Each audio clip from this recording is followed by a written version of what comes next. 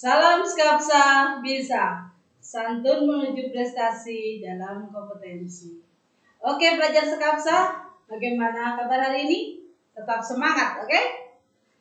Pada pertemuan kali ini, pertemuan yang kedua ya, dalam mata pelajaran teknologi jaringan berbasis luas atau WAN untuk kelas 11 semester 1,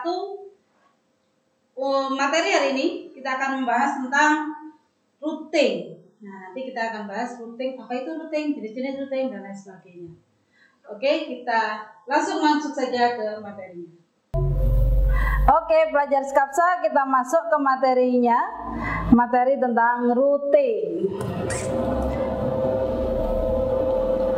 Tujuan pembelajaran kita hari ini yang pertama adalah siswa bisa memahami tentang pengertian dari routing. Routing itu seperti apa dan bagaimana, ini yang harus akan kita pelajari hari ini. Yang kedua adalah tentang jenis-jenis dari routing itu sendiri.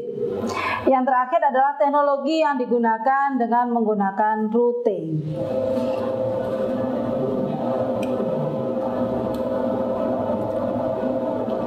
Kita masuk ke dasar-dasar routing.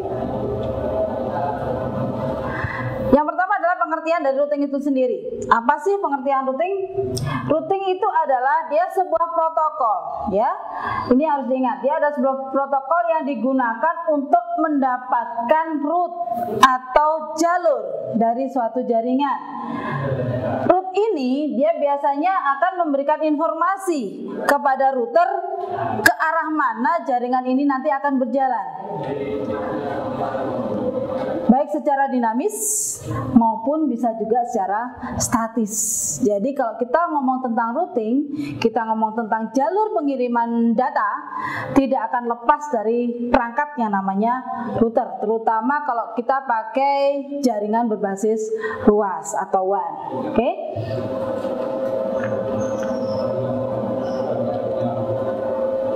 Berdasarkan pengiriman pakai data, routing itu dibedakan menjadi dua. Ada yang namanya routing langsung dan routing tidak langsung. Routing langsung itu sendiri adalah dia merupakan pengalamatan secara langsung menuju alamat tujuan tanpa melalui host yang lain. Contoh, kita lihat gambar di bawah ini.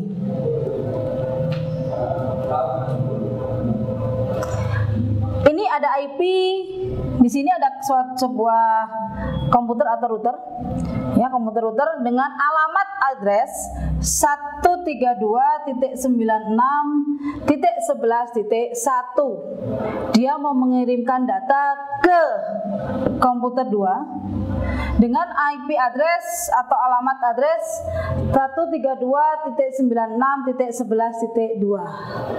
Tanpa melewati host yang lain, dia akan langsung mengirimkan dari alamat IP 11.1 ke 11.2. Ini namanya routing langsung. Jadi dari satu host ke host yang lain tanpa melewati host yang lain, itu namanya routing secara langsung. Nah, berikutnya, bagaimana yang routing tidak langsung? Nah, routing tidak langsung merupakan sebuah pengalamatan yang harus melalui alamat host lain sebelum ke host tujuannya. Contoh, di sini alamat IP komputer dengan alamat IP 132.96.11.1 akan mengirimkan paket data ke komputer di alamat 132.96.36.5. Kemana? Oh, berarti sebelum kita bisa ke 36.5, kita harus lewat dulu di 11.2. Kita harus lewat dulu di 11.3, baru 11.3 kita akan masuk ke hostnya alamat yang tertera di situ 36.6, baru kita bisa masuk ke komputer yang akan dituju. Banyak, kok nggak sama? Yang ini 11.1, 11.2, 11.3 berurutan ya? Kok di sini 36.5 nyambung? Bisa nyambung kalau di WAN dengan menggunakan router. Nah, ini saktinya router di situ. Ya, ini untuk yang tidak langsung. Kita bisa melewati banyak host di situ. Oke. Jenis jenis routing sendiri ada beberapa. Yang pertama ada yang namanya routing statis. Routing statis ini biasanya digunakan jika host yang digunakan atau jaringan yang kita buat di situ tidak terlalu banyak host-hostnya. Komputernya tidak terlalu banyak. Kenapa? Satu, kemudahannya kalau kita pakai routing statis, kita akan lebih mudah melakukan konfigurasi dari jaringannya. Ya, kalau ada kesalahan, kalau terutama di keamanan data, jadi tidak sembarangan orang bisa masukkan ke sana karena IP-nya, alamat IP-nya sudah kita tentukan. Ini kalau di routing statis. Jenis ini masih memungkinkan untuk jaringan yang kecil dan stabil. Nah, ini yang penting. Stabil dalam artian apa? Dia jarang sekali down komputernya. Kalau sampai jaringan ini tidak stabil, dipasang routing statis, nah kerja routing ini nanti akan sangat berantakan sekali atau sangat kacau. Karena kenapa? Karena sudah ditentukan dari satu titik ke titik yang lain. Kalian kalau mau pergi ke SMK PGRI 1 harus lewat jalan Himalaya ke jalan veteran dan seterusnya. Ini sudah langsung ditentukan. Ini kalau statis. Ya, jadi kalau salah satu jalan ditutup, ya sudah, tidak bisa bergerak kemana-mana. Ini yang susahnya di situ. Ini untuk routing statis.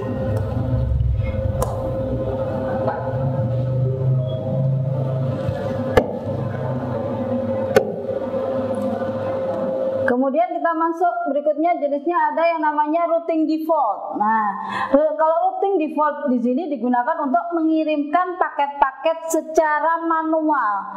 Biasanya di sini kalau kita tidak terlalu banyak, tidak terlalu sering mengirimkan paket, biar lebih mudah.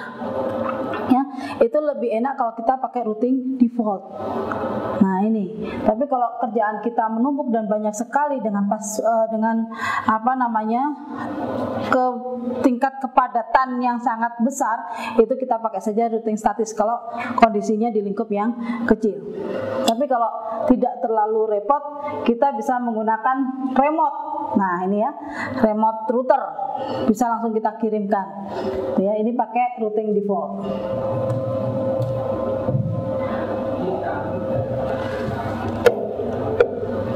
Nah, yang berikutnya ada yang namanya routing dinamik. Nah, tadi ada statis, ada default, ada dinamis. Nah, namanya saja dinamis.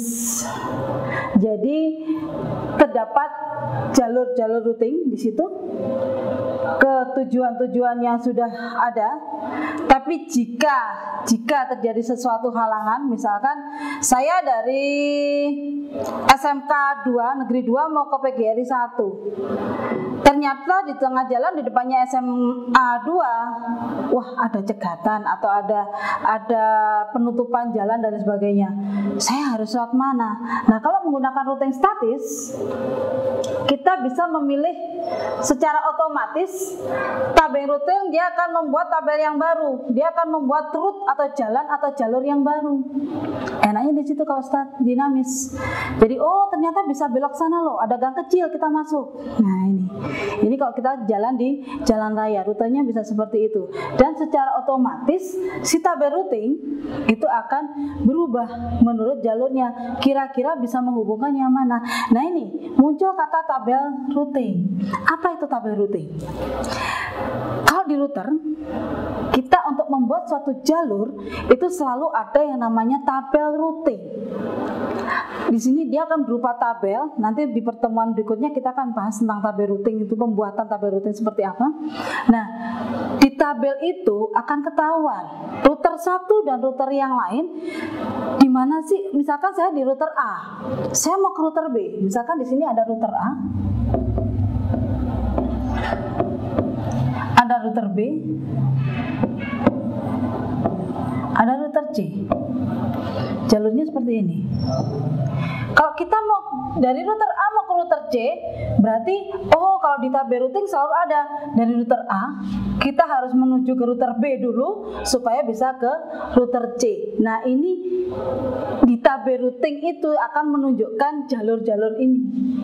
Nah, ini ya. Nah, ini nanti yang namanya tabel routing. Kita akan bahas tabel routing di pertemuan berikutnya. Bagaimana sih cara membuat tabel routing?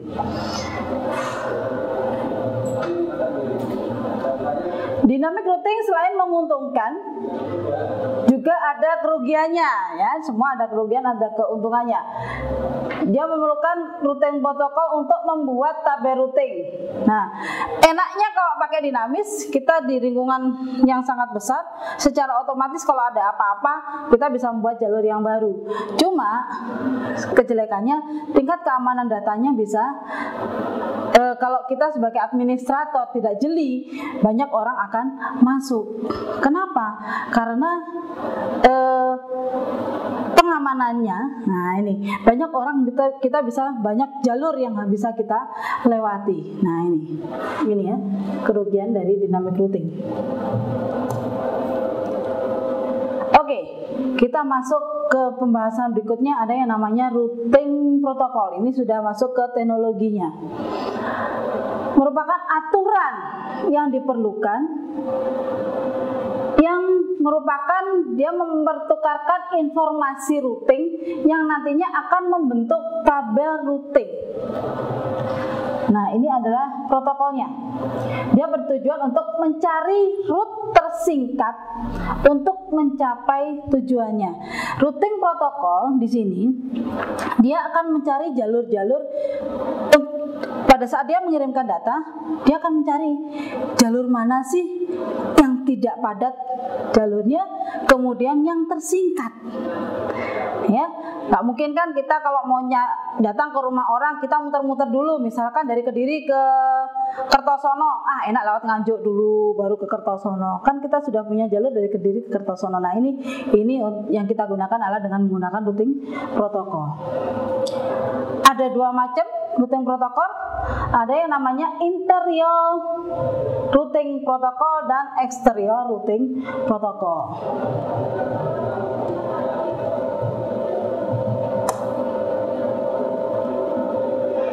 Apa itu interior routing protokol? Namanya juga interior. Dia ada di mana dia punya, kalau routing di routing protokol itu ada yang namanya autonomous system. Bisa dinamakan dia sebuah network yang berada dalam satu kendali teknis. Jadi ada satu pengendalian khusus supaya si routing ini tidak bisa dia punya beberapa sub gitu ya, beberapa sub, ada pengendaliannya sehingga bisa tertata dengan rapi jalur-jalur dari rute-rute jaringan tadi itu. Ada dua jenis interior routing protokol. Yang pertama ada yang namanya RIP, Routing Information Protocol. Dia adalah jenis protokol yang sangat kuat yang digunakan dalam jaringan lokal. Jadi biasanya dipakai untuk jaringan LAN yang kecil. Dengan tipe kategorinya adalah gateway interior dalam menggunakan algoritma distance vector. Nah, dia memang karena lingkupnya sangat kecil sekali untuk RIP. Yang berikutnya adalah interior gateway routing protocol. Ini menggunakan fasilitas gateway-nya. Ya, kita yang dilihat adalah seberapa besar gateway yang digunakan pada saat pengiriman datanya. Oke. Yang ketiga ada yang namanya Open Hosted Task Force atau OSPF. Dia adalah sebuah routing protokol yang aktif, ya, yang biasanya digunakan dalam protokol internet. Nah, ini kalau kita pakai fasilitas internet untuk routing protokolnya atau alatnya atau aturannya kita pakai yang namanya OSPF ini, ya. Tuh.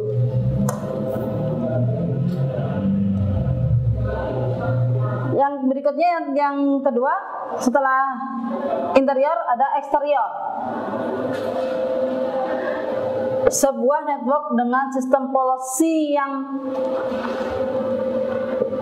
yang berpegang pada sistem kendali.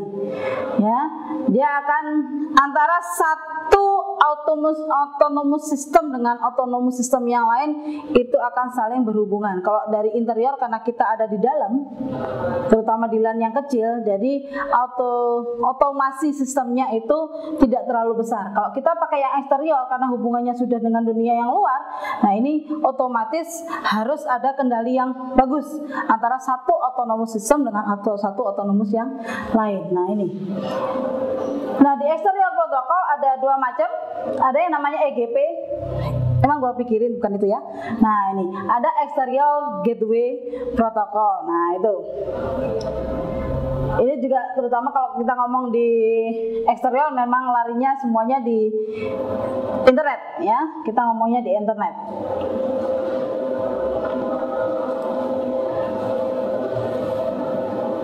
Yang berikutnya ada yang namanya border gateway protocol. Kalau di border gateway protocol ini dia yang dipertimbangkan adalah rute terbaiknya. Gimana sih? Kalau yang tadi emang nggak pakai, ya pakai, ya. Cuma secara eksteriornya dia otomatis dia ke lingkup yang besar, ya. Baik di tingkat keamanannya, kemudian jalurnya di mana. Tapi kalau di sini dia akan lebih memilih, kalau banyak pilihan dia akan memilih rute yang terbaik dulu. Nah ini kalau di EGP. Kalau yang di BGP, yang di border. Sampai di sini untuk materinya. Selanjutnya ada tugas yang harus kalian kerjakan. Silakan nanti dikerjakan, bisa ditulis tangan, bisa diketik, masukkan ke Google Classroom-nya masing-masing. Nah, tugasnya adalah silakan cari contoh penggunaan routing pada jaringan yang ada di sekitarmu. Banyak sekali ya. Bisa waktu kalian nongkrong di warung kopi sedang mengerjakan tugas sambil internetan, silakan dilihat kira-kira kalau saya ngirim data di sini, kira-kira routernya seperti apa ya, dicari. Routernya di sebelah mana, dia pakainya bagaimana. Nah, ini yang harus kalian amati ya. Kemudian ceritakan jenis routingnya kira-kira apa yang digunakan, teknologi yang dipakai apa. Kemudian untuk referensinya silakan dicari di buku cetak maupun di media-media online yang lain. Oke?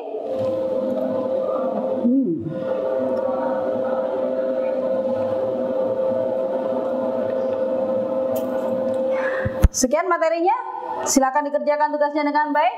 Semoga bermanfaat untuk semuanya. Baik pelajar Skapsa, demikian materi hari ini tentang routing pada mata pelajaran teknologi jaringan berbasis luas. Tetap semangat, jaga kesehatan, jangan lupa pakai masker kemana-mana, jaga kebersihan diri dan lingkungan kalian. Satu lagi yang penting, jangan lupa untuk mengumpulkan tugas melalui Google Classroom masing-masing. Like dan komen untuk mendukung program ini. Klik subscribe dan tekan tombol lonceng supaya tidak ketinggalan informasi. Dan share jika menurut kalian video ini bermanfaat untuk orang lain. Sampai jumpa di video kita selanjutnya. Salam Skapsa bisa. Sekolah Berbudaya Industri berkarakter wirausaha menjadi idola sekadiri raya.